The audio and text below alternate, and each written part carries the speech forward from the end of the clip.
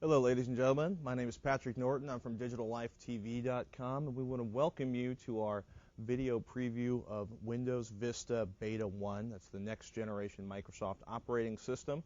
It's kind of interesting that Vista is the name, but you've got sort of a cat's eye view and a field of grass as you open up. This is the native desktop wallpaper that shows up as soon as you launch the system. And as exciting as that is, you're probably more interested in some of what's going on here. And we're going to open up one more window. Let's get a picture in the background. And as I drag this folder here, you'll notice something. There's obviously some new design going on here. This is the arrow interface. And if we close in a little more tightly, you'll notice, check this out, that's glass. And what that is transparency. It allows you to see what's going on behind certain elements of the interface and the windows. So let's pull back a little bit. We've got your basic documents folder here. And you'll notice something. In the upper right-hand corner, there is a search tool. So just for fun, let's search for picture files in there. And you'll notice, and we should point out, search is integrated almost everywhere inside of Microsoft Windows Vista. You open a folder, there's probably search. And we're going to slide this up, and that big the big magnifying glass, it's not quite a microscope on the right, is part of the preview pane. So let's click on here and take a look at some of these pictures. And you'll notice they pop up there on the right.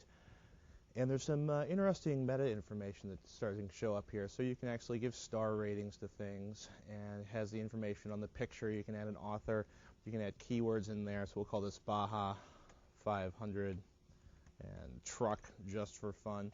And what happens is you can start looking at this. Virtual folders are sort of the next generation of data handling inside of Windows Vista. So the idea that you can save particular searches and they become a live and active folder that tracks what's going on, or you can have live documents. As live folders have documents that you can sort of track what's going on with them. It's pretty slick and it's pretty interesting. And I'm going to minimize this for a second. Actually, take that back. What we're going to show is, I forgot to show you folks what's going on with the preview pane. One of the things you can do is cycle through here, and there's going to be a big sliding bar here that shows up. You can either just click on it like this, and you've got your preview, thumbnails, details, and it scrolls through some different ways of looking at the information, or you can slide through manually, which I always find a little strange as we scroll the pictures back and forth here into different formats of thumbnails, details, and these giant preview pictures in there. But definitely a lot of work on the interface to, I like to think of it as making it a little more OS X-like, but definitely make it more aesthetic and better handling more types of information.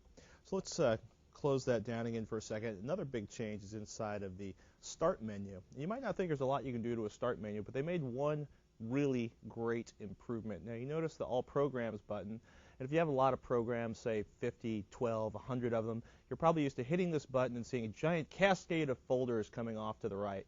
Instead, it's all done inside that pane on the left side there. So there's our accessories folder. You're probably used to that being ginormous. If I click on that, it stays all inside of here, which is really convenient.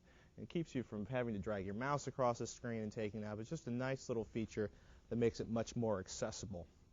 Of course, aesthetics aren't all of what's going on. Probably the biggest changes are security changes inside of Microsoft Windows Vista. So I'm going to go up to this one, is the user account and parental controls. I can turn that on or off. That's one of the big things that's right there in the Start menu, install the operating system. If I pull this back, you'll see a pretty basic window. It's going to pop up there on the right. And you know what? We've already got the user account and parental controls turned on, which means it's asking us for a password. And you'll notice that passwords are going to show up a lot inside of Microsoft Windows Vista. So I'm going to click on that and enter our fake password in there. And this gives us the option of turning those on or off. The big thing is right here. Windows is helping make your computer secure by asking for your permission before making changes that require administrator rights. Normally, if you have administrator rights on an account, it will automatically do anything you want. Install software, make a change to an operating system setting, or install spyware without you really noticing it in the background. So the nice thing about this is I'm going to close that out. And if we pull back for a second, I'm going to open up our Documents folder. There's that fresh, clean arrow look again. And let's see, there should be a install folder in here. Let's do a quick search for a file, and I'm going to hit search the computer. And, well, rats, that got erased. Well, what was going to show up if it was still in there is it would show you as I tried to install that particular piece of software, it would refuse to let me. It would actually demand a password before it would install the software. And the reason that's important is because it prevents things from being installed without your knowledge. And that's a pretty big change for Microsoft, and it should actually make it somewhat more secure. So, yeah, it looks like I didn't download that to where we thought it did. So my apologies for not setting that up for you folks. But let's show you another example of that. We'll go down to the security alerts, and we'll double-click on that.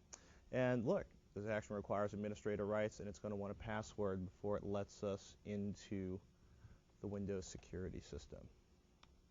So we're going to close that out and go back to, we were talking about the user account parental controls. Parental controls are a new addition in here, so we'll open up the control panel. Again, we've got a new design, a new layout, and as always, you can go back to a classic view that's a little more what we're used to in the past. But if I click on user accounts and parental controls, let's go into our setup parental controls, and we're going to log in. Yay! And let's go to my other account. And we've locked this account down a little bit. Now, if you'll notice up here, so you can turn your parental controls on and off. And you can turn your parental controls on and off. And you have the ability, and this is something they're still developing, of collecting information about what the computer is being used for, which is pretty interesting. Now, if we take a look at this, games rating restrictions, well, if you know the rather embroiled, let's click on that, there we go, entertainment software rating board, you got the ability early childhood, everyone, teen, mature, adults only. You can actually lock down what level of program that the user has access to, or the gaming application they have access to. And what's interesting, we're going to scroll down here a little bit. You can block games with no ratings, which has an interesting side effect we're going to show you in a second. Or you can actually block out specific types of content inside a game. So if you have, lyrics you don't like in a particular song, nudity, violence, there's, for all the people who play skateboarding games, depictions of blood, anything that has something you believe that the individual should not have access to, you can lock out games that do that. So we're going to go back to change settings for a second, and we'll go to block specific games. You'll notice we talked before about unrated games cannot be played. Well, look at that. That also includes the solitaire, minesweeper, hearts. Kind of a nice feature if you want to prevent people from, say, playing solitaire while you're at work, but it also is kind of a strange little side effect of locking down gaming access on the computer. We're going to show you one other major change inside of Microsoft Windows Vista, and this is going to show up for all the XP users out there too. Internet Explorer 7.0. Again, we've got the arrow and the glass interface, and up here on the right we have a new search tool. And the search tool, as you'll notice, a lot of features you may know from Firefox are inside of here. So if we close in on that, MSN Search, of course, Microsoft Search tool is native, but you can also choose AOL, Yahoo, or Google inside of there. And if we stay on that shot here, you'll see the address bar. We're going to log into, or pretend to log into Gmail, and you'll notice something's going to pop up on the right. The secure sockets layer icon is not just at the bottom of the screen, but is also there on the address bar, which gives you a nice way of knowing what's going on there. If I click that, it tells me that the certificate information, which will also help you if you're worried about phishing attacks. It's a nice little security feature in there. And we're going to close out that certificate. If we look back at the window, we're going to go up to PCMag.com. And we're going to open up a bunch of tabs. Yes, they've finally added tabbed browsing into Internet Explorer natively. What does that mean if you're not familiar with Firefox or Mozilla? And it's beta, folks, so sometimes it runs a little bit slow. So it'll come up here in a second. In the meantime, we're going to open up some blank tabs in here. Essentially, they're little browsers within your browser that let you take a look at what's going on. So hit a few other of our websites here, and let's go back to msn.com. There we go, PC Magazine. So if I want to look at a story rather than putting it in this one, I can right-click on it and open in a new tab, and look, there it pops up over here, and I can now use my tabs to switch between what's going on the computer. So these are all individual web pages that I've opened.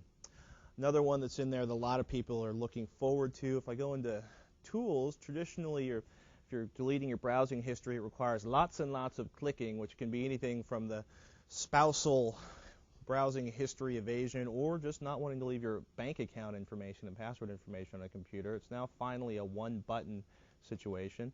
And are you sure you want to permanently delete all currently saved cookies, history, web forms, data? Let's go ahead and hit yes on that, which is nice because traditionally you would have had to have gone into Tools and Internet Options and then rooted around here and hit multiple buttons in multiple places to delete all that same information. So Internet Explorer, more security features, integrated search, tab browsing, definitely taking some cues off of Firefox there. Windows Vista, not just a whole new look, but lots and lots of security changes. That is our video preview of Windows Vista Beta 1. My name is Patrick Norton. I'm from DigitalLifeTV.com, and I want to thank you for watching.